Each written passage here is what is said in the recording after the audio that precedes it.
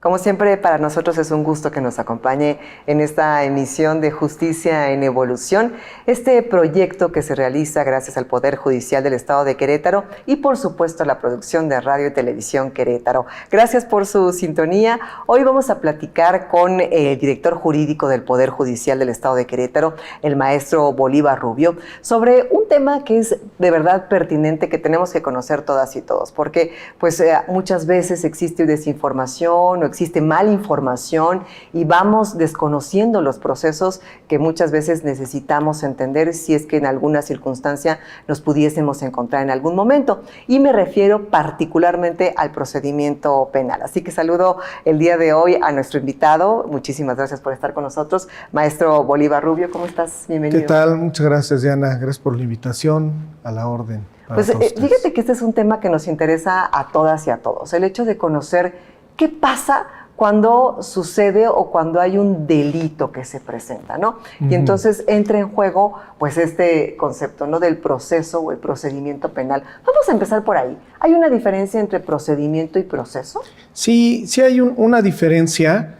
Específicamente para el tema penal, el procedimiento habla de todas las secciones que nos atañe desde que se comete el delito, desde que se da la noticia del delito a la autoridad hasta que se da la ejecución, hasta lo último.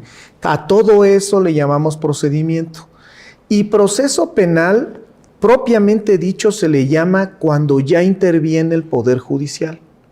Entonces, hablando de proceso penal, esa sería la diferencia. Entonces, en el momento en que doy parte a la autoridad de que fui víctima de un delito, inicia el procedimiento penal. Ahí inicia el procedimiento penal, porque a la autoridad a la que se le da parte de que se cometieron hechos que probablemente sean constitutivos de delito, no es a la autoridad judicial, sino actualmente es a una autoridad autónoma que se le denomina en Querétaro Fiscalía General del Estado. Y entonces, a partir de ahí, pues ya empezaría el proceso penal acusatorio. Empiezan, digamos, todas las fases ya del procedimiento penal.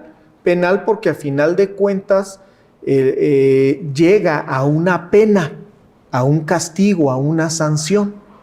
Y que recientemente pues cambió este proceso, ¿no? Que también eso es importante mencionarlo. Hubo una actualización de estas fases, digamos. Mira, hubo una reforma desde 2008, constitucional, para cambiar de sistema penal, que se cristalizó hasta 2016. En Querétaro se comenzó por partes, primero en San Juan del Río y luego se fue dando en los demás distritos judiciales de Querétaro, y en el país también a partir de 2016 de forma gradual, por partes, para que no cayera todo de una sola vez. Se fue dando así, pero ya tenemos desde 2016, solamente, es decir, ya no hace tan poco tiempo. Ya tenemos casi 10 años de esto, pero tuvimos 200 años del otro sistema que se le llama un sistema mixto, tradicional. O sea, el sistema se le llama tradicional porque era mixto entre un poco el acusatorio, que si quieres después vemos un poco esto, las características, y el inquisitorial. Así, esos son los dos modelos principales de sistemas penales en el mundo, el inquisitorial y el acusatorio. Maestro, me gustaría que fuéramos por partes, de alguna forma, haciendo la estructura de en qué consiste este procedimiento penal. ¿Cuáles serían las etapas de todo el procedimiento? Bien, las etapas, teóricamente, y lo que nos marca el código, son 3 etapas del procedimiento penal. La investigación inicial, la etapa intermedia y la etapa de juicio oral. Son 3. Pero realmente en el caso mexicano... Etapa inicial, etapa intermedia, intermedia y juicio oral. Okay. Pero en el caso mexicano realmente, en la realidad tenemos 4 etapas. La etapa inicial o de investigación inicial, después viene la vinculación a proceso y sigue la investigación complementaria. Y después viene la etapa intermedia o la audiencia intermedia y de ahí pasamos al juicio oral. ¿Y cada una de estas etapas tiene un tiempo determinado o indeterminado? No hay una fijación de cuánto debe durar cada etapa. Cada caso es diferente y cada caso puede tardarse un poco más o un poco menos.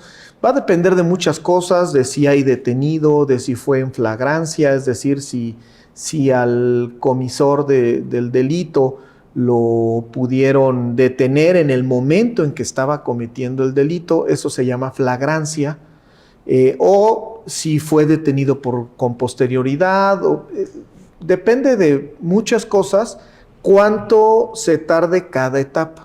Por eso escuchamos luego cuando en las noticias dicen, fue vinculado a proceso y el juez determinó 3 meses de investigación complementaria, ¿no? Eso sí tiene una determinación. El mismo Código Nacional de Procedimientos Penales, ese fue otro cambio. Anteriormente teníamos un Código de Procedimientos Penales para cada estado. Cada estado tenía sus propias reglas, muy parecidas, pero sus propias reglas. A partir de 2014 surge este Código Nacional de Procedimientos Penales. Se hizo esta reforma desde 2008, pero el Código Nacional que ya surge, emana del Congreso Federal, del Congreso de la Unión, ya no de las legislaturas de los estados, sino el Congreso de la Unión es el único que puede legislar en materia de procedimientos penales, como ahora lo es con el de procedimientos civiles y familiares. Va a ser más o menos lo mismo. Okay. Esto ya va a ser posterior, en 2027 va a entrar en vigor el nuevo Código Nacional de Procedimientos Civiles y Familiares, como lo hizo en 2014 el Código Nacional de Procedimientos Penales. Es decir, es nacional, quiere decir que opera en todo el país. Ok. Ajá, y que ya los estados no pueden legislar en esa materia. O sea, eso ya es a nivel federal. Sí, digamos, a nivel... Y lo trae cada estado. A nivel nacional. Ok. En todos los estados tienen los mismos procedimientos. Inclusive, no importa si un juicio es federal o es local, porque, bueno, esa es otra circunstancia, ¿no? Hay delitos federales porque ahí sí, el Código Penal, que es donde se clasifican, donde se narra qué conductas son delitos, ahí sí lo dicta todavía cada estado. Ajá. Y hay un código de delitos federales. Y hay otros delitos que están en otras leyes que pueden ser perseguidos por la autoridad local o por la autoridad federal. Por ejemplo, el robo de hidrocarburo, ese es un delito federal. Okay. Ese es federal y esos delitos no están en el Código Penal, sino están en la ley de hidrocarburos. Hay otros delitos ambientales que están en la ley también ambiental, y hay varios así. Por ejemplo, el secuestro se sacó de todos los códigos penales porque la legislación ahora es nacional, pero en la misma ley se dijo que la persecución de esos delitos es local. Entonces se persigue localmente. Se persigue localmente, aunque la legislación es federal. Fíjate que también la gente a veces nos hace muchas preguntas sobre los diferentes participantes de todo este procedimiento, ¿no? ¿Quiénes son los involucrados, digamos, y cuál es su participación dentro del procedimiento legal, ¿no? Sabemos que están las personas juzgadoras, pero hay todo un número de personas que intervienen en el procedimiento penal. Sí. Pues mira, desde que se comete un delito pueden intervenir varias autoridades. Por ejemplo, si fue en flagrancia, ¿qué es lo que decimos? Lo que normalmente o muy coloquialmente se dice, lo tomaron con las manos en la masa, ¿no? Flagrancia puede ser de flag, o sea, de aquí estoy. Ajá. Desde ese momento, si lo toman ahí en flagrancia, seguramente lo van a detener policías municipales o estatales. Es decir, a ellos se les llama los primeros respondientes. Y ellos los van a detener, porque así lo marca inclusive la Constitución y el Código, al momento de cometer el delito, y los van a llevar a la autoridad ya ministerial, que en Querétaro, si es un delito local, en Querétaro es la Fiscalía General, alguna de las oficinas de la Fiscalía General del Estado. Ahí lo van a llevar, ¿sí? Dice la ley que tienen que de inmediato, o sea, conforme lo detienen, de inmediato lo tienen que llevar a presentar ante la autoridad ministerial, o sea, aquí en Querétaro se llama Fiscalía. De ahí, la Fiscalía, una vez que toma conocimiento de estos hechos, va a hacer una pequeña clasificación de si es delito o no es delito, porque a lo mejor lo atraparon realizando cierta conducta, pero resulta que esa conducta no es delito, solamente que enojó a algunas personas y a lo mejor es una infracción, pero no es delito. ¿Y quiénes deciden en esa parte? Bueno, ahí el fiscal, el fiscal de acusación va a decidir, hace un análisis, ellos son expertos, entonces va a hacer un análisis y ¿sabes qué? Esto no es delito, no abrimos carpeta de investigación. O ¿sabes qué? Sí es delito la conducta por la cual lo están imputando, fíjate, imputar quiere decir señalar. La conducta, es decir, los hechos que realizó, sí están encuadrados en lo que la ley dice que puede ser un delito, y entonces vamos a abrir una carpeta para investigar si es delito o no. Ahora, si ya viene con detenido, entonces hay otro tipo de policías, y a esto se les llama actualmente policías investigadores del delito. Eran los que anteriormente se les llamaba policías judiciales. Ok. Nos acordamos, ¿no? De Sí, los claro. judiciales. Bueno, depende de la generación, pero tú y yo sí. Sí, en nuestra generación nos acordamos todavía de los judiciales. Sí, claro. Y a lo mejor ha permeado un poco. Déjame, te detengo aquí un momentito para hacer un corte, pero vamos a regresar con este desglose porque es verdaderamente interesante ir conociendo a los participantes de cada etapa y de cada parte del procedimiento penal. Estoy platicando aquí en Justicia en Evolución con el maestro Bolívar Rubio, él es director jurídico del Poder Judicial del Estado de Querétaro. Hacemos una breve pausa, ya regresamos.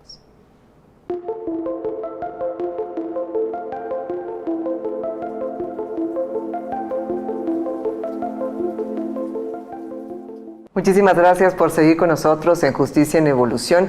Hoy estamos platicando con el maestro Bolívar Rubio. Él es director jurídico del Poder Judicial del Estado de Querétaro y estamos desmenuzando este procedimiento penal y nos quedamos justamente conociendo pues a los participantes de cada una de estas etapas en un proceso simulado en donde hubiese una persona detenida. Maestro, estaba muy interesante cómo le estábamos llevando y pues vamos a continuar en esa parte, si me lo permite. Con gusto. Estábamos que intervino la policía preventiva, ya sea municipal o estatal, y ellos lo llevaron a la autoridad ministerial, a la fiscalía. La fiscalía, en el momento que les presentan al detenido, tiene 48 horas para poder determinar, uno, si hay delito, dijimos, y si abre investigación, ¿no? Esta investigación es la carpeta de investigación, ¿no? Lo que se le llama la carpeta de investigación. Entonces, cuando sí se abre investigación, esto es que también los policías que hablábamos, que anteriormente se les llamaba policías judiciales, después aquí en Querétaro se le llamó Policía Investigador del Delito, que era PID, y ahorita ahora se les llama Policía Investigador del Delito, anteriormente se le llamaba Policía Investigador Ministerial. Cuando vino el cambio, que ya en Querétaro no se le llama Ministerio Público, sino Fiscalía, entonces ya se le llamó Policía Investigadora del Delito. Pero aunque anteriormente se le llama Policía Judicial e investiga delitos, no pertenecen al Poder Judicial, sino pertenecen a la Fiscalía. Recordemos que anteriormente la Fiscalía se llamaba Procuraduría General de Justicia, en algunos estados todavía es así. Esa Procuraduría pertenecía al Ejecutivo. Y hace algunos años, a nivel federal y después permeó a los estados, se hizo un organismo constitucional autónomo. Entonces, actualmente en Querétaro es un organismo constitucional autónomo, así que no pertenece a ninguno de los poderes. Y esta policía, que es diferente a los policías preventivos, estos policías son los que investigan el delito, los que hacen las actividades de investigación, es decir, hacen entrevistas, van al lugar de los hechos, buscan ahí indicios, buscan datos de prueba, todavía no pruebas, sino datos de prueba. Es decir, yo le hago una entrevista, el policía le hace una entrevista a alguien que vio y que pudiera ser testigo. Y de acuerdo a esa entrevista determina si esa persona puede ser presentada después en el juicio. O inclusive determina si la persona que está detenida participó en los hechos. Porque pudiera ser que lo hubieran detenido y alguien sale, oye, no, pero él no fue. A él lo detuvieron porque pasó por ahí, se confundieron, pero él no fue. Entonces todo eso se tiene que determinar, y si hay detenido se tiene que determinar en 48 horas. Okay. Si no hay detenido, por eso luego se tarda un poquito más, porque hacen varias actividades de investigación para estar seguros, o al menos tener alguna probabilidad muy fuerte de que, de que los hechos existieron, que son constitutivos de delito y que la persona probablemente participó en esos hechos. Entonces, una vez que los policías y los fiscales determinan que sí, en efecto, la persona participó, que los hechos existieron y que esos hechos están clasificados en el Código Penal o en la ley como delitos, entonces sí lo llevo ante el juez. Ya preparo, porque yo no puedo llegar ante el juez sin preparación. Ese es el juez de control. Entonces lo llevo, le pido al Poder Judicial, oye, te lo voy a presentar, y entonces tú determina, dame una cita para audiencia. Y esa le llamamos la audiencia inicial. Okay. Ajá. Entonces ya te lo presento. Entonces yo Fiscalía, lo tuve conmigo, solamente lo puedo tener detenido sin llevarlo ante el juez 48 horas. Si pasan 48 horas, la persona tiene que ser liberada. ¿Sí? Si pasan 48 horas y Fiscalía no pudo determinar si hay delito o no hay delito, o si la persona participó o no, y no la ha llevado ante el juez, la tiene que dejar libre. Esto es una garantía constitucional, ¿no? Y legal además. Entonces, bueno, vamos a suponer, ya lo llevó ante el juez.